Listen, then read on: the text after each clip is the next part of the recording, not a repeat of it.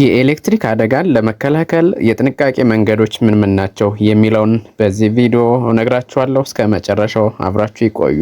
ኤሌክትሪክ እንግዲህ እንደምናውቀው የዕለት ከዕለት ህይወታችንን ለመምራት ከሚያስፈልጉን አንደኛውና ዋነኛው ነገር እንደሆነ ይታወቃል። ነገር ግን ጥንቃቄ ካልተደረገ አደጋው በንብረትም ሆነ በሰው ህይወት ላይ የከፋ ነው። በመጀመሪያ የኤሌክትሪክ አደጋ ስንል ምን ማለታችን ነው? የኤሌክትሪክ አደጋ በማንኛውም ጊዜና ቦታ ሊከሰት ይችላል። በሰው ህይወት በአካልና በንብረት ላይ ጉዳት ሊያስከትል ይችላል። ምናልባት አደጋው የሚፈጠረው ብዙ ጊዜ ከጥንቃቄ ጉድለት፣ በተሳሳተ መረጃና በተበላሹ መሳሪያዎች ሊፈጠር ይችላል። ይህ ደግሞ በሰውና በንብረት ላይ ከፍተኛ ጉዳት ስለሚያደርስ በጥንቃቄ ልንይዘው የሚገባ ነገር ነው ማለት ነው። የኤሌክትሪክ አደጋ መንስኤዎች የጥንቃቄ ጉድለት ዋነኛው ምክንያት ነው።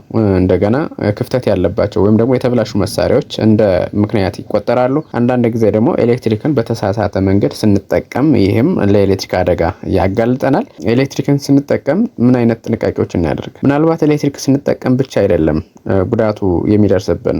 ኤሌክትሪክ ከማሰራጫው ወደ እያንዳንዱ ቤት በሚመጣበት ኢንፍራስትራክቸር ላይም አደጋ ሊያጋጥም ይችላል እና ከዚህ አንጻር ከኤሌክትሪክ መስመሮች ርቀታችንን መጠበቅ አለብን። በረገው የኤሌክትሪክ መስመሮች ስር ሾልኮ ለማለፍ አለመሞከር ነው። ከምሰሶቹ ከፖሎቹ አንስቶ እስከ ሌላኛው ፖል ድረስ የረገበ ሽቦ ካለ እና ዝቅ ያለ ከሆነ በዚያ ስር ሾልኮ ለማለፍ አለመሞከር። ኃይለኛ ንፋስ በሚነፍስበት ወቅት ከመስመሮቹ ርቀቱን ጠብቀው መንቀሳቀስ ያስፈልጋል። የረገቡ መስመሮች ካሉ ለልጆችና ለእንስሳት አደገኛ ስለሆኑ ይህንን ግንዛቤ መውሰድ ያስፈልጋል። አንዳንድ ጊዜ ግንቦች ሊኖሩ ይችላሉና ልክ ለትራንስፎርመር መከለያ ተብሎ የተቀመጡ ግንቦች ካሉ ወይም ደግሞ አደጋ እንዳይደርስ ተብሎ እሱን ለመከላከል ተብሎ የታጠሩ ነገሮች ካሉ በነዛ ስር አለመጠጋት።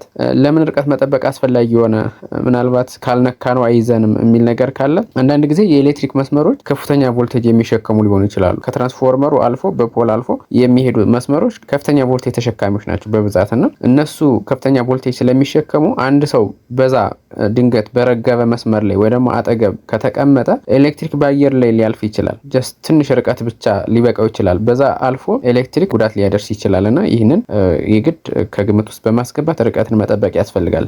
እንደገና ከፍተኛ ንፋስ በሚነፍስ ሰዓት መስመሮቹ ሊወድቁ ይችላሉና መስመሮቹ ወይም እነዚህ ኤሌክትሪክ ተሸካሚ መስመሮች ስለሚወድቁ በዚያ ሰዓት ተጨማሪ ጥንቃቄ ማድረግ ያስፈልጋል። ምክንያቱም እነዚህ ያረጁ ፖሎች ገመዱን ሊጥሉት ስለሚችሉ ንፋስ በሚነፍስና ዝናብ በሚዘንብ ሰዓት ከፍተኛ የሆነ ጥንቃቄ ማድረግ አለብን ማለት ነው። በአጠቃላይ ከኤሌክትሪክ መስመሮች ቢያንስ ለ3 ሜትር ርቀት መጠበቅ አለብን። ሌላው ተበጥሶ የወደቀ ገመድ ደግሞ ሊኖር ይችላል። አንዳንድ ጊዜ በንፋስም ሊሆን ይችላል ወይም ደግሞ በተለያዩ ምክንያቶች የኤሌክትሪክ ሽቦ ተበጥሶ ሊወድቅ ይችላል። ተበጥሶ በምናየው ሰዓት አለመንካት ነው። ምናልባት ከፍተኛ ቮልቴጅ ተሸክሞ ሊሆን ስለሚችል ያንን ከነካ ነው አደገኛ ስለሚሆን እሱን አለመንካት። ምክንያቱም ትክክለኛውን እርምጃ መውሰድ አለበት። ትክክለኛው እርምጃ ምንድነው? ምናልባት ባለሙያ ጠርተን ወይም ደግሞ ከምንም ጫፍ ያ የወደቀ ገመድ ከምንም ጋር አለመገናኘቱን ከሌላ ሶርስ ጋር አለመገናኘቱን ካረጋገጥን በኋላ ልናስወግደው ልንነካው እንችላለን ማለት ነው። ስለዚህ ትክክለኛውን እርምጃ መውሰድ ህይወትን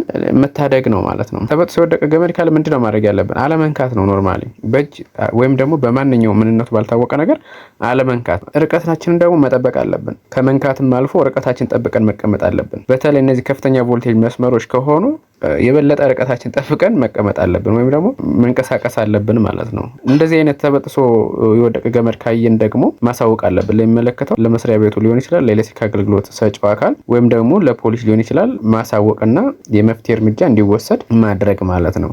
ይሄ ደግሞ እስኪጠገን ደግሞ መጠበቅ ኃላፊነት አለብን። ያ ገመድ ተበጥሶ ካየነውና ምናልባት ሶርሱ ያልተቋረጠ ከሆነ ለሌሎች ላላዩት ወይም ላላወቁት እንስሳትም ሊሆን ይችላል፣ ለሰዎችም ሊሆን ይችላል ጉዳት ሊያደርስ ስለሚችል ባለሙያ መጥቶ እሱን ነገር መፍትሄ እስከሚሰጠው ድረስ ያንን መከታተልና ወደዛ ሰው እንዳይሄድ መምከር ማስተማር ያስፈልጋል። ሌላው በግንባታ ወቅት ጥንቃቄ ማድረግ ነው። ብዙ ጊዜ ግንባታ በሚሰራ ሰዓት የኤሌክትሪክ አደጋዎች ሊያጋጥሙ ይችላሉና እነዚህ ግንባታ ስራዎች በኤሌክትሪክ መስመሮች አጠገብ የሚከናወኑ ከሆነ ድንገት ሊነካኩ ይችላሉ። እቃዎችን ስናነሳ እነዚህ ብረቶችን ፌሮ ብረቶች ስናነሳ ኢቨን በአካላችን በእጃችን ልንነካው እንችላለንና እዚህ ጋር በጥንቃቄ ነው መስራት ያለብንና ብዙ ጊዜ አንዳንድ ሰዎች ግንባታ በሚሰሩ ሰዓት ይሄ ነገር ሊያጋጥማቸው ይችላልና ከመሰረተ ልማት ላይ ርቀታችንን ጠብቀን እንቅስቃሴ ማድረግ አለብን። ከኤሌክትሪክ መሰረተ ልማትና ከመስመሮች ርቀታቸውን ጠብቀው ስራ መስራት አለባቸው። እዚህ ጋር የተሰማሩ ሰዎች ስራቸውን እንደዛ በዚህ መልኩ መስራት አለባቸው። ምክንያቱም አንዳንድ ጊዜ ደግሞ ለግንባታ መሳሪያዎች የደህንነትን ዞን መወሰን አለብን። የግንባታ መሳሪያዎች ኤሌክትሪክ አስተላላፊ ከሆኑ ለምሳሌ ሽቦን ብንወስድ ረዣዥም ነው አይደል? ሽቦ እሱን ሽቦ እንደዚህ ወስደን ካነካካ ነው በዚህ አልፎ እኛን ሊይዘን ይችላል። በቀጣይ ደግሞ ሌላ አካል እንደዚህ ሊይዝ ይችላልና ዛፎች ሲቆረጡ ደግሞ ጥንቃቄ ማድረግ ያስፈልጋል። ያ ዛፍ ወደኛ መጥቶ ቅጠሉ ከግማሹ ከኤሌክትሪኩ ግማሹ ደግሞ ከኛ ላይ ካረፈ ወይም እኛ ካነካ ነው በዛ አልፎ እኛ ሊይዘን ይችላልና እሱንም በጥንቃቄ ነው ማየት ያለብን። ሌላው የረዥም መሳሪያ ጥንቃቄ ነው። ረዥም የሆኑ የግንባታ መሳሪያዎችን ከላይም ተናግሬዋለሁ። ልክ እንደ ፌሮ ብረት አይነቶችን እነሱ እዛ የሚደርስ ሳይመስለን የኤሌክትሪክ መስመሩን ከነካውና ሌሎች ብረቶችንም ነክቶ በዛ አልፎ እኛን እንዳይዘን በጥንቃቄ ማስቀመጥ አለብን ማለት ነው። የኤሌክትሪክ ደህንነት የሁላችን ኃላፊነት ስለሆነ እነዚህን ቀላል የሆኑ የመከላከያ መንገዶች ወይም ደግሞ የጥንቃቄ መልእክቶችን በእያንዳንዳችን ለራሳችን ሊሆን ይችላል፣ ለቤተሰባችን እንዲሁም ለማህበረሰባችን ደህንነት ሲባል የግድ እነዚህን መተግበር አለብን። ርቀታችንን መጠበቅ አለብን። ከኤሌክትሪክ መስመሮች ራሳችንን መጠበቅ አለብን። ይህን ደግሞ የምንጠብቀው በተገቢው ርቀት ላይ ስንቀመጥ፣ ሽቦዎችን ባለመንካት፣ ምንነቱ ባልታወቀ ነገር ባለመንካት፣ በዚህ ከአደጋ ልንድን እንችላለን። እንደገና ደግሞ እንደዚህ አይነት በሚያጋጥም ሰዓት ባለሙያዎችን ጠርተን መፍትሄ እንዲሰጡ ማድረግ። ሁልጊዜም ቢሆን ኤሌክትሪክ በምንጠቀም ሰዓት እንደገና በኤሌክትሪክ መስመር አጠገብ ስንጓዝ፣ ኤሌክትሪክ መስመር አካባቢ ስራ ስንሰራ የረጠቡ ነገሮችን መገልገያ መሳሪያዎችን ራሳቸው ደግሞ የአደጋ መንስኤ ሊሆኑ ስለሚችሉ እነሱን መፈተሽ እና ሁልጊዜም ቢሆን የኤሌክትሪክ የጥንቃቄ ህጎችን፣ መመሪያዎችን ማክበር ግዴታ ነው ማለት ነው። አደጋ ሲፈጠር ደግሞ ምን ማድረግ አለብን? ኤሌክትሪኩን ማቋረጥ ነው። ብሬከር ካለው ብሬከሩን ማቋረጥ ነው። ቆጣሪው ላይ ማጥፋት ከተቻለ ማለት ነው። ከዛ ባሻገር ግን በፍጹም አደጋ ሲፈጠር አለመንካት ነው። በእጅ ኢቨን በእርጥብ ነገር ኢቨን ደረቅ መስሎን ደረቅ ባልሆነ ነገር በተለያዩ ነገሮች ባንነካ ይመከራል። ከዚያ ካለፈ ደግሞ ለሚመለከተው አካል ደውለን ማሳወቅ ግዴታችን ነው ማለት ነው። ስለዚህ ሁልጊዜም ቢሆን የደህንነት እርምጃ ወይም የጥንቃቄ እርምጃ የሚጀምረው ከራስ ነው። እኛ ራሳችን ካልተጠነቀቅን ሌሎቹ እንዲጠነቀቁ ማድረግ ሊከብድ ይችላል። ዛሬ የምንወስዳት ጥቂት የጥንቃቄ እርምጃ ነገ ትልቅ አደጋ ልታስከትል ትችላለች ማለት ነው። ምክንያቱም ትልቅ ጥንቃቄ ከወሰድን እኛ ሴፍ እንሆናለን።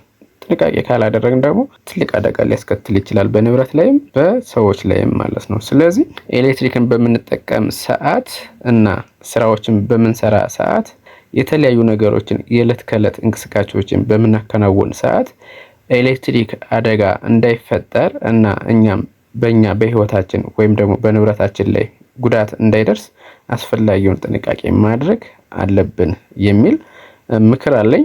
ስለተከታተላችሁ አመሰግናለሁ። ሰብስክራይብ ያላደረጋችሁ ካላችሁ ሰብስክራይብ እንድታደርጉ እጠይቃለሁ። መልካም ጊዜ